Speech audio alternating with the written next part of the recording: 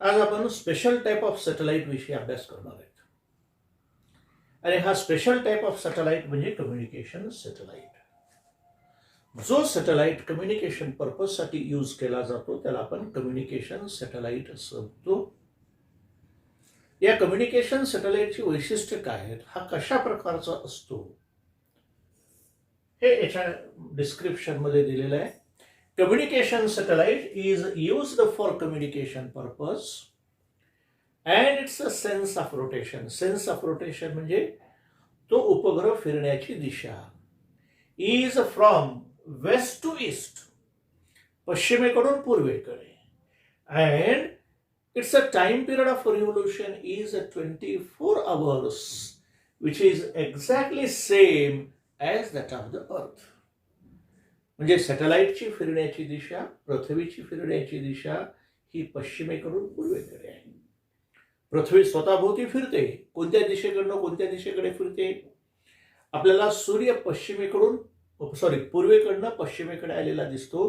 म्हणजे पृथ्वी आपली पश्चिमेकडून पूर्वेकडे फिरते. हा सॅटेलाइट सुद्धा पश्चिमेकडून पूर्वेकडेच फिरतो.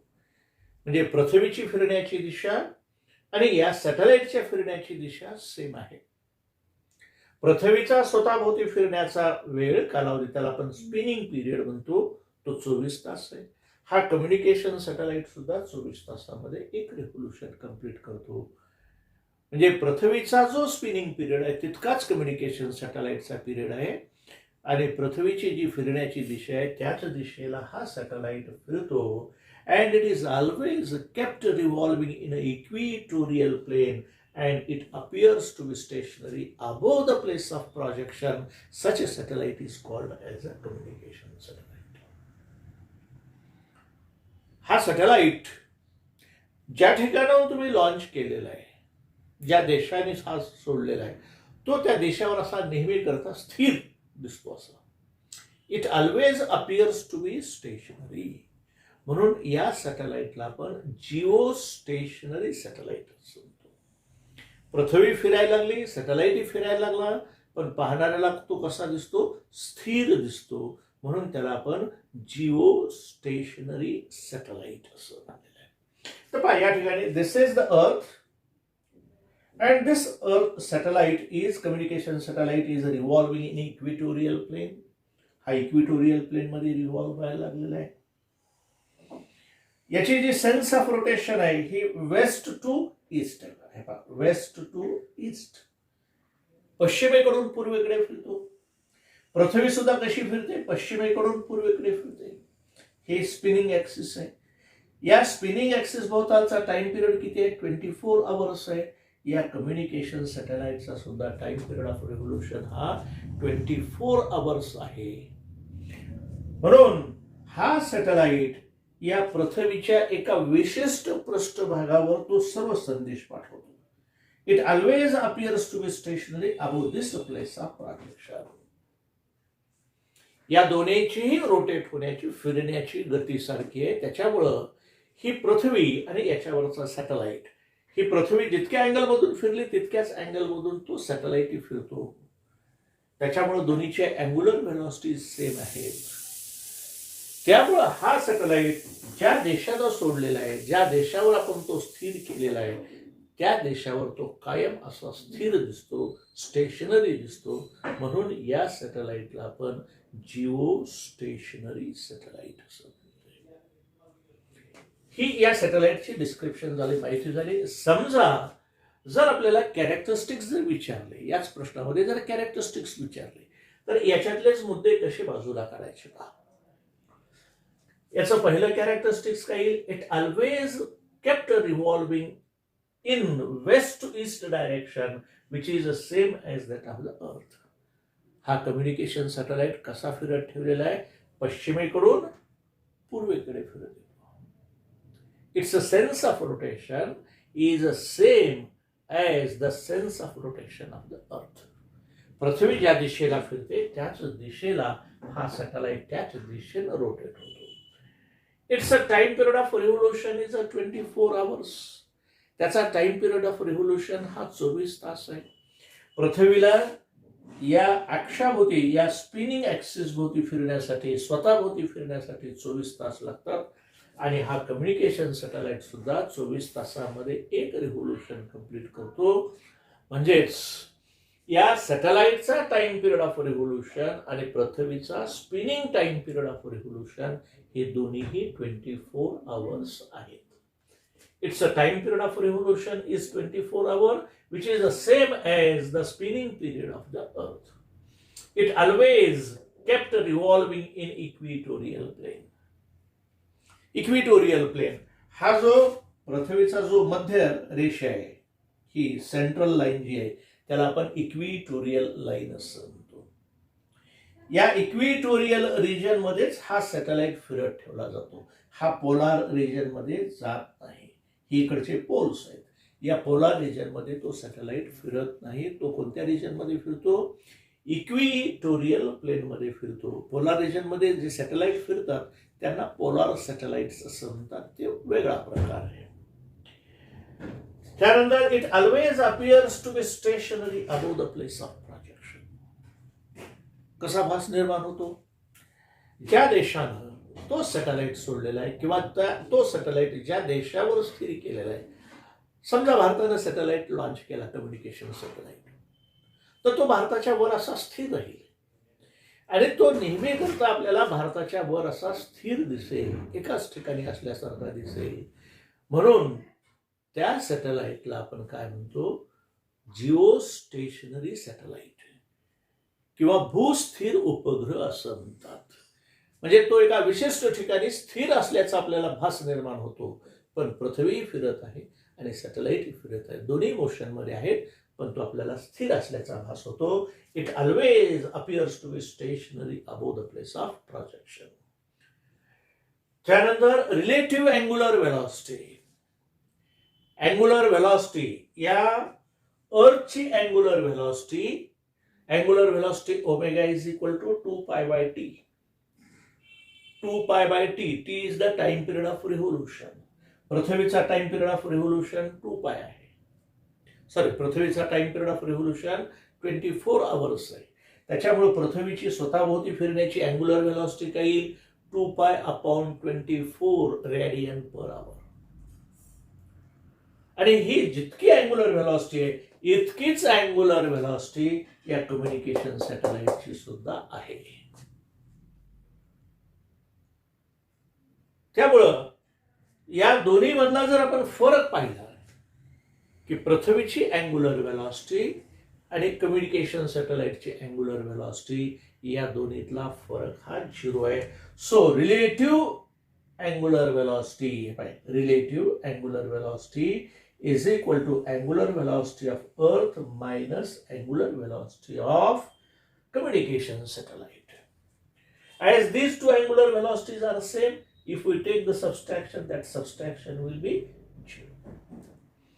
So the relative angular velocity of the communication satellite as compared to the Earth is 0. So these are the characteristics of communication satellite. हे communication satellite ची characteristics आहेत.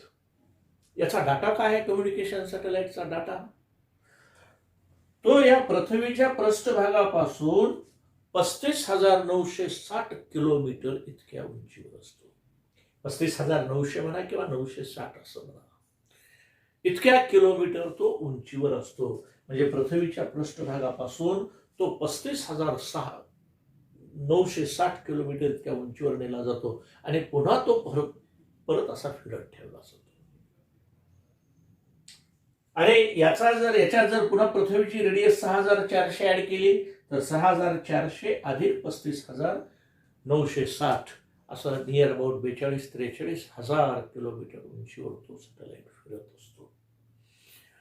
तर अशा प्रकारे ही हाईट आहे. त्याची ऑर्बिटल वेलॉसिटी काय? याची ऑर्बिटल वेलॉसिटी, या कम्युनिकेशन सॅटेलाइटची ऑर्बिटल वेलॉसिटी फिरण्याचा वेग आहे 3.08 किलोमीटर पर सेकंद. एका सेकंदात 3 किलोमीटर अंतर या वेगानं तो कम्युनिकेशन सॅटेलाइट हा अंतरिक्षामध्ये फिरत असतो. So critical velocity of a communication satellite is a 3.08 kilometer per second, and acceleration due to gravity at that height. समजा या ठिकाणी सॅटेलाइट आहे, तर या ठिकाणी पृथ्वीची ॲक्सेलरेशन ड्यू टू ग्रॅव्हिटी काय असेल? 0.22 मीटर पर सेकंड स्क्वेअर.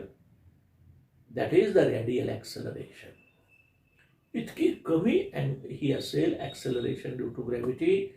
म्हणजे जर तुम्हाला कंपॅरिझन करून जर सांगायचं असेल तर पृथ्वीवर 100 किलो वजनाचं जे थैला आहे, पोतं आहे, त्या उंचीवर जर नेलं आपण, कम्युनिकेशन सॅटेलाइटच्या जर उंचीवर नेलं, तर त्या पोत्याचं वजन आपल्याला 2 किलो इतकं जाणवेल. 2.2 kg इतकं जाणवेल.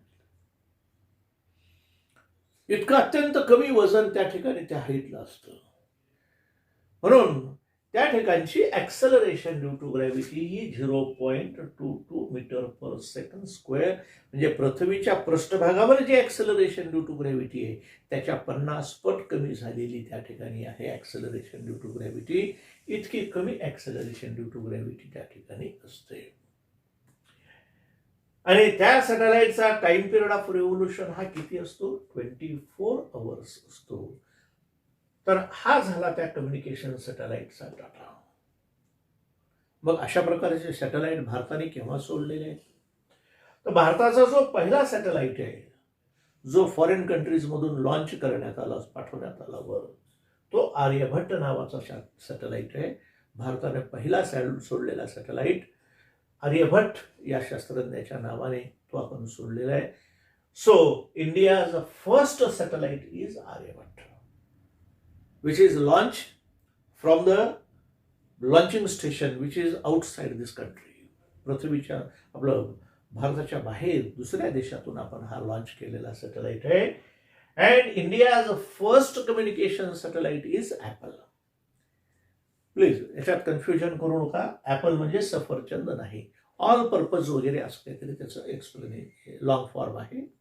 असा जो कम्युनिकेशन सॅटेलाइट सोडला तो India's first communication satellite is Apple, which is launched from the Sriharikota, that is Indian launching centre. भारतातील लॉन्चिंग पॅडवरनं, आपल्या देशातील लॉन्चिंग पॅडवरनं लॉन्च केलेला पहिला कम्युनिकेशन सॅटेलाइट हा ॲपल आहे. त्याच्यानंतर बरेच सॅटेलाइट सोडले.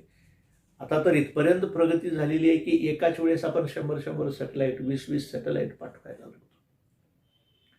त्याच्यामुळं आता याच्यामध्ये खूप ॲडव्हान्सनेस आलेला आहे.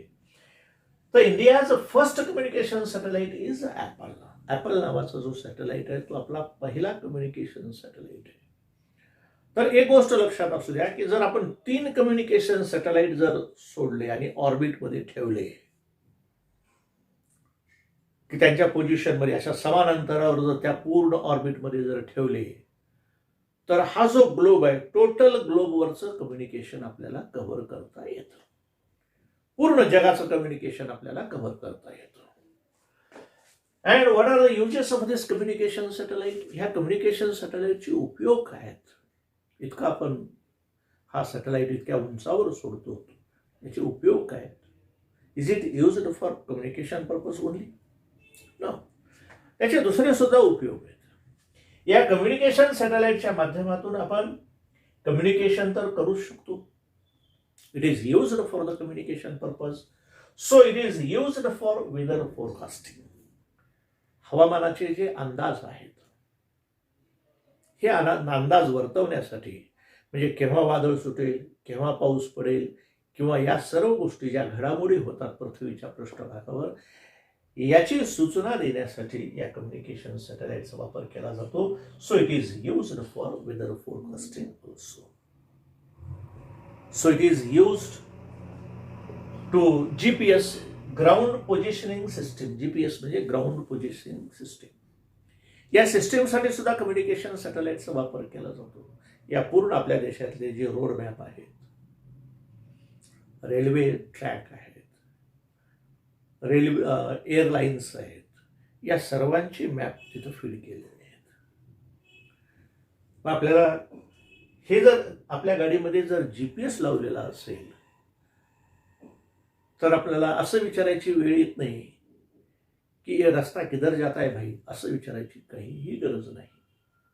तो आपल्याला ज्या टार्गेटला आपल्याला जायचं आहे ते टार्गेट जर आपण त्याला दिलं, ते टार्गेट ठिकाण जर आपण त्याला सांगितलं, तर त्या ठिकाणी जाण्यासाठी आपल्याला कोणत्या मार्गाने जावं लागेल याचा पूर्ण नकाशा हे GPS ग्राउंड पोझिशनिंग सिस्टीम देते. So this is one of the use of the communication satellite. And it is used for geographic study.